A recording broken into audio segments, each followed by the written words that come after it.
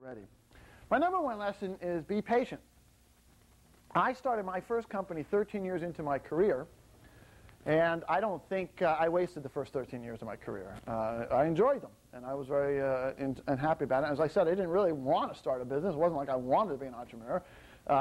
That's a lot of work.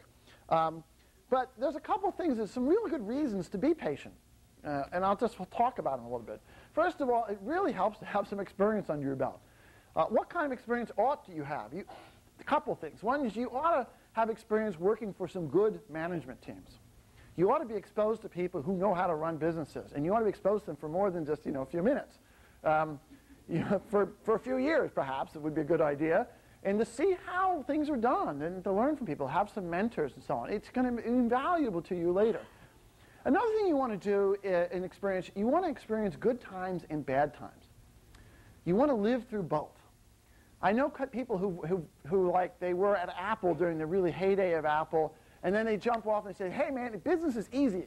This is great. Let's go do something, And they don't know that business is really a lot of work and really hard because they never saw it. They just happened to be at a place in time where it was really easy.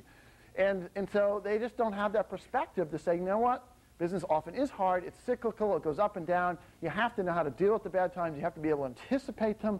You have to, have your bearings about you and so on. On the other hand, you also have to be exposed to the good times. That's something I didn't really have. In my early career, I always worked for companies that were struggling. And my business partner, Donna Dubinsky, she had some exposure to companies that have been really successful. And that was great because it's hard to manage growth as well. When things turn out, when things are really going well, it's also really hard. Not hard emotionally, but it's hard to know how to handle it. How do you manage growth? It's a skill. It's a skill you need to learn. I don't think anyone has it intuitively in their psychic. You just need to learn it, and you need to be exposed to it. So the best thing you could do in your career is to work for some great management teams and go through both cycles, the good side and the bad side. And I think everybody who successfully runs a company at a point in their life has had that experience, and you need to have it. We all know the stories about people who just drop out of school and start a really successful company. Stanford has had more of its share than anywhere else, perhaps. And those are great stories, but it's not typical.